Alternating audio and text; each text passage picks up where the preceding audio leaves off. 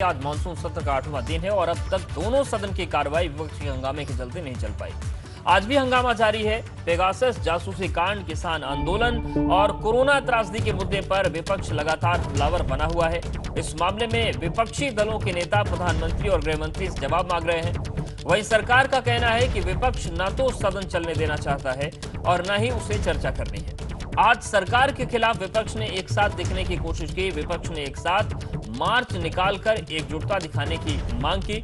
विजय चौक पर विपक्ष के नेताओं ने प्रेस कॉन्फ्रेंस की। इस मौके पर राहुल गांधी ने कहा कि हमारी आवाज दबाई जा रही है। हमारा एक सवाल है कि क्या हिंदुस्तान की सरकार ने पेगासस खरीदा, हां या ना? क्या सरकार ने पेगासस का इस्तेमाल किया, हां या ना? सरकार ने कहा कि पेगासस पर चर्चा नहीं होगी। सरकार पेगासस का इस्तेमाल हथियार के तौर पर कर रही है। जो हथियार है ये लोकतंत्र के खिलाफ है, ये किसी की प्राइवेसी का मामला नहीं है। इसके साथ ही राहुल गांधी ने कहा कि आखिर सरकार इस मुद्दे पर चर्चा क्यों नहीं चाहती। ये आईटी मिनिस्ट्री का मामला नहीं है। हम सदन बाधित नहीं कर रहे, हम अपनी जिम्मेदारी निभा रहे हैं।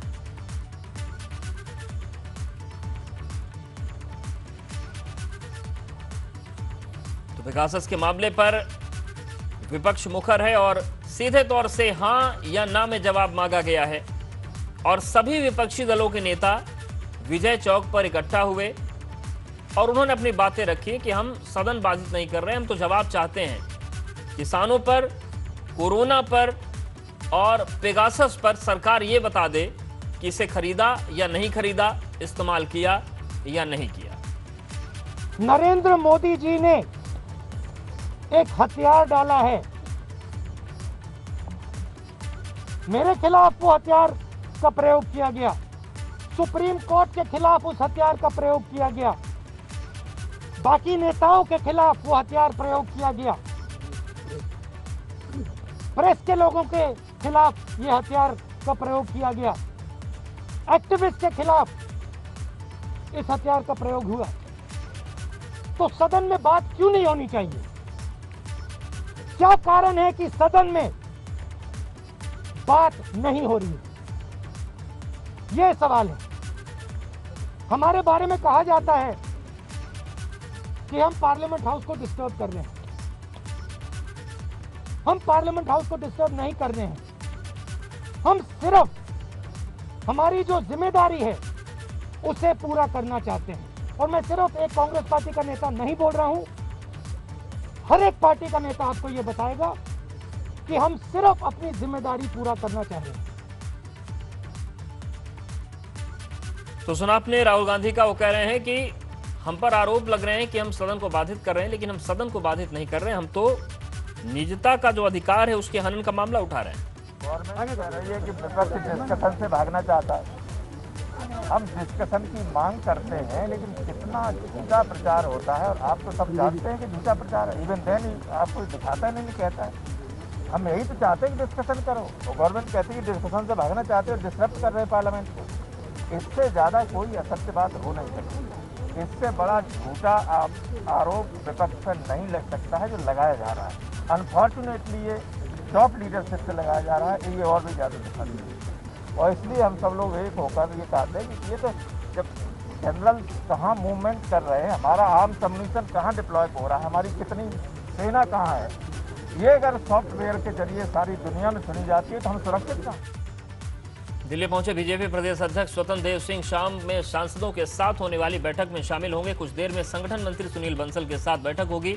मुख्यमंत्री योगी आदित्यनाथ भी शाम की बैठक में शामिल रहेंगे। मिशन 2022 को लेकर बैठक होगी।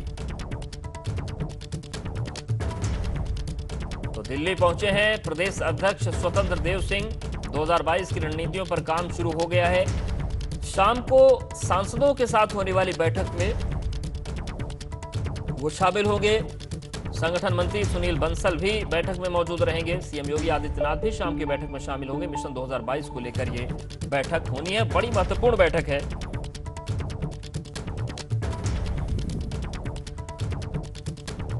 तो उत्तर प्रदेश की जो सियासी फिजा है वो गरमाने लगी है और इन सब के बीच दिल्ली में बीजेपी का मंथन है।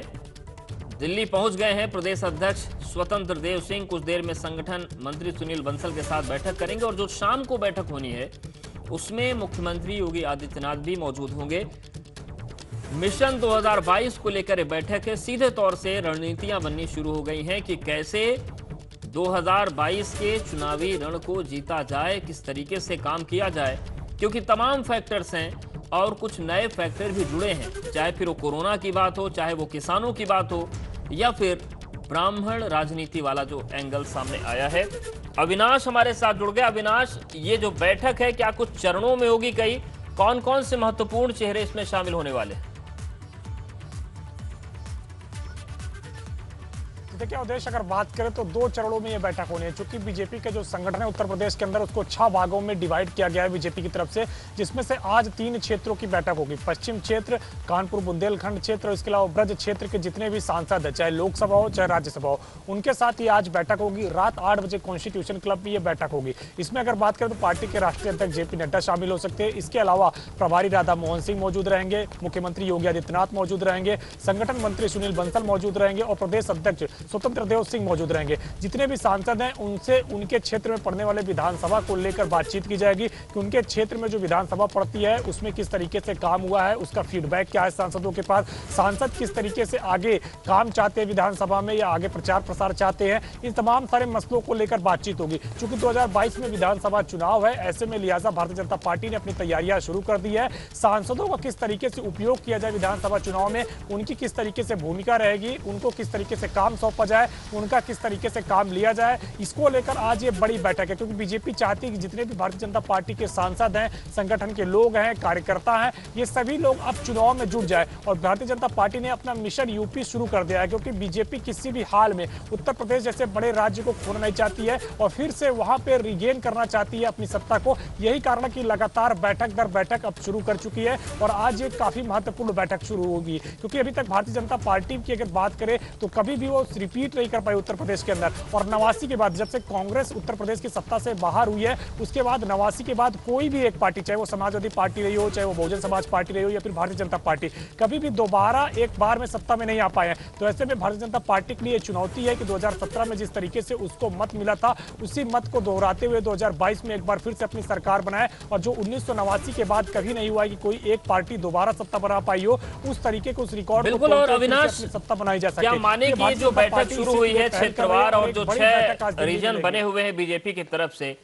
ये वो प्रक्रिया शुरू हो गई है कि यहां से अब टिकट पर भी मंथन शुरू हो जाएगा, कामकाज का लेखा जोखा भी शुरू हो जाएगा और तस्वीरें साफ होने लगेंगी कि टिकट बने रहेंगे, बदलेंगे, नए चेहरों को मौका मिलेगा। क्या वो प्रक्रिया उससे जोड़कर देख सकते हैं सर?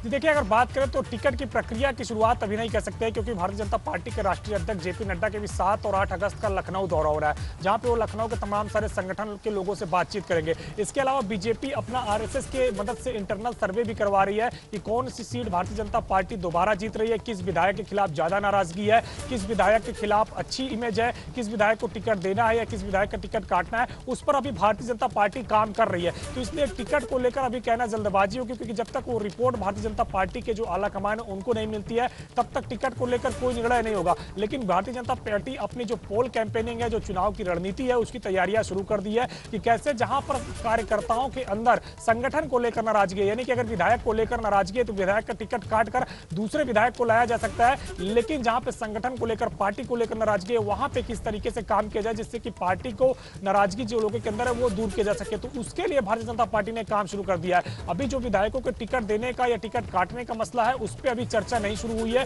क्योंकि अभी बीजेपी को इंटरनल रिपोर्ट की है। जैसे ही वो इंटरनल रिपोर्ट मिलेगी उसके बाद फिर इस पर काम शुरू बिल्कुल। और देखने वाली बात होगी कि रणनीतियों से क्या निकलकर सामने आता है। हालांकि पार्टी का आंतरिक मामला है, लेकिन फिर भी चहलकदमी शुरू हो गए सियासी तौर पर। शुक्रिया अविनाश आपका जानकारी और अपडेट्स को देने के लिए। अब बात करते हैं बड़ी खबर की। नोएडा से बड़ी खबर है, कथित जासूसी कांड पर कांग्रेस ने हल्ला बोल दिया है। नोएडा सेक्टर 19 से डीएम आवास तक कांग्रेस ने विरोध मार्च निकाला है। पुलिस ने कांग्रेस कार्यकर्ताओं को हिरासत में लिया। डीएम आवास जाने से पहले ही पुलिस ने हिरासत में ले लिया। तो जासूसी मामले को लेकर एक तरफ जहां संसद में कांग्रेस हमलावर है, तो वहीं पर अब सड़क पर भी विरोध शुरू हो गया है। और नोएडा में कथित जासूसी कांड पर कांग्रेस का हल्ला बोल देखने को मिला। सेक्टर 19 से डीएम आवास तक कांग्रेस ने विरोध मार्च निकाला। पुलिस ने कांग्रेस कार्यकर्ताओं को हिरासत में लिया है और डीएम आवास जाने से पहले पुलिस ने इनको हिरासत में ले लिया। अमित शाह इस्तीफा दो, अमित शाह इस्तीफा दो।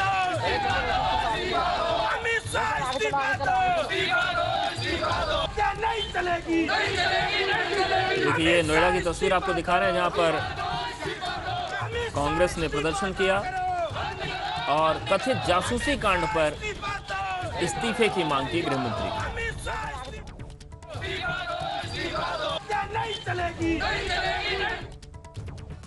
बाराबंकी हादसे में घायलों को देखने के लिए ट्रॉमा सेंटर पहुंचे मंत्री स्वास्थ्य मंत्री जयप्रताप सिंह, आशुतोष टंडन, मंत्री महेंद्र सिंह पहुंचे।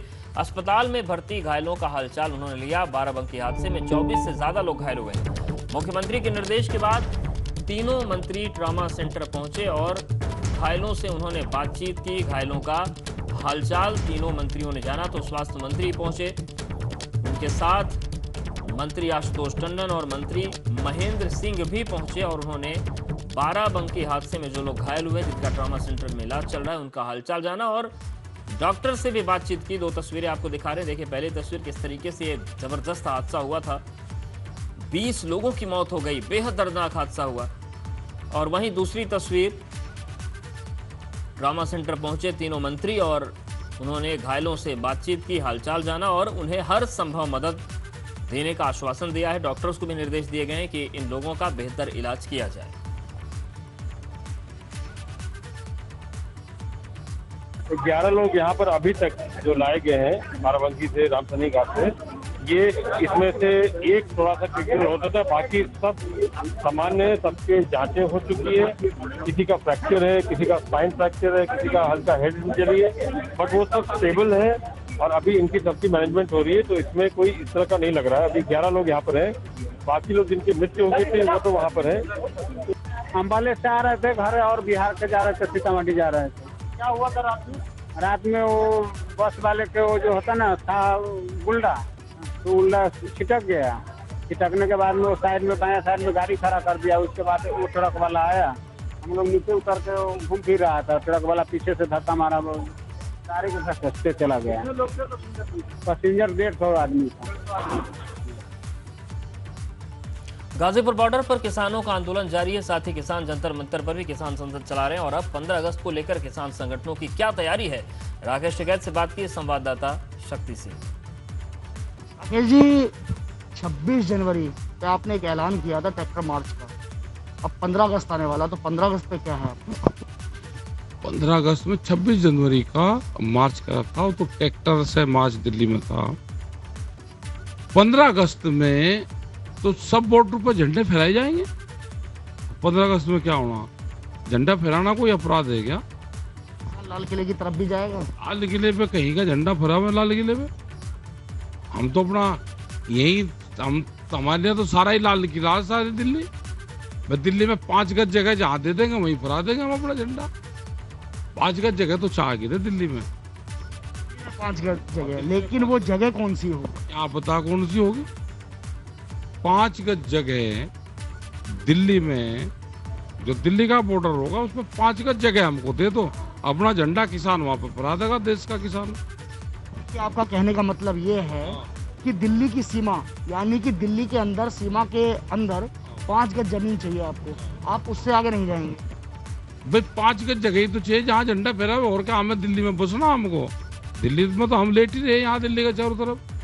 लेकिन झंडा फहराना है 15 अगस्त का, तो दिल्ली में देश के किसान का मान सम्मान रहे कि उसने दिल्ली में, जब आने वाले 100 साल बाद में इतिहास लिखा जाएगा, तो अगस्त को झंडा देश के किसान ने दिल्ली की जमीन पर फहराया। कि ये माने कि दिल्ली में झंडा जरूर फहराएंगे, लेकिन लाल किले पे नहीं फहराएंगे? लाल किले पे हमारा कोई मतलब नहीं है, दिल्ली में झंडा फहराएगा। ये थे राकेश टिकैत, जिनका ये कहना है कि 15 अगस्त पर झंडा फहराया जाएगा, दिल्ली के अंदर झंडा फहराया जाएगा, लेकिन लाल किले पर नहीं फहराया जाएगा, ताकि ये याद रहे कि किसानों ने झंडा दिल्ली में फहराया था। इसलिए दिल्ली में उन्हें हर बॉर्डर के पास 5 गज जमीन चाहिए ध्वज फहराने के लिए। और आज भी राकेश टिकैत का यही कहना है कि जब तक बिल वापसी नहीं, तब तक घर वापसी नहीं। गाजीपुर बॉर्डर से एबीपी गंगा के लिए मैं शक्ति सिंह। गाजियाबाद विकास प्राधिकरण ने बिना कंप्लीशन सर्टिफिकेट के इंजीनियर और मैनेजमेंट इंस्टीट्यूट चला रहे 29 कॉलेजों को नोटिस जारी किया है। इन कॉलेजों को चेतावनी दी है कि अगर उन्होंने 15 दिन के अंदर कंप्लीशन सर्टिफिकेट आवेदन नहीं दिए तो उनके खिलाफ सीलिंग की कार्रवाई की जाएगी। वहीं 29 कॉलेज में स्वास्थ्य एवं परिवार कल्याण मंत्रालय राज्य मंत्री अतुल गर्ग का कॉलेज काइट भी शामिल है। देखिए, मुरादनगर मोदीनगर क्षेत्र में सबसे पहले ये समस्या थी कि वहाँ पर विकास शुल्क बहुत ज़्यादा था और तुलनात्मक रूप से जो नगर निगम एरियाज़ हैं जहाँ 3314 रुपये के शुल्क के बराबर ही वहाँ पे शुल्क था, इसको शासन ने घटाकर 1200 रुपये कर दिया है। और इस वित्तीय वर्ष में 1250 रुपये के हिसाब से हम लोगों ने ये प्रयास किया कि ज़्यादातर जो शैक्षणिक तकनीकी संस्थाएँ हैं, बारात घर हैं, बैंकेट हॉल्स हैं, उनको प्रारंभिक तौर पर लेते हुए सबको नोटिस जारी करें और उनसे प्रयास करें कि वो लोग ज़्यादा से ज़्यादा संख्या में शमन की कार्रवाई हमारे यहाँ से करा लें। और अब बात करते हैं नोएडा की, जहां पर थाना दादरी पुलिस ने विधायकों के नाम पर फर्जीवाड़ा करने वाले 2 अभियुक्तों को गिरफ्तार किया। दोनों दादरी के विधायक तेजपाल नागर और दिल्ली के विधायक हाजी यूनिस के नाम पर फर्जीवाड़ा करते थे। दोनों के कब्जे से फर्जी आधार कार्ड बनाने में प्रयोग किए जा रहे एक CPU, एक कीबोर्ड, एक CFP मॉनिटर, 2 प्रिंटर, एक लैपटॉप, एक फिंगरप्रिंट मशीन, एक आई स्कैनर, 3 केबल, 2 फर्जी मोहर, 16 आधार कार्ड के फर्जी फॉर्म और 6130 रुपए नगद बरामद किए गए हैं।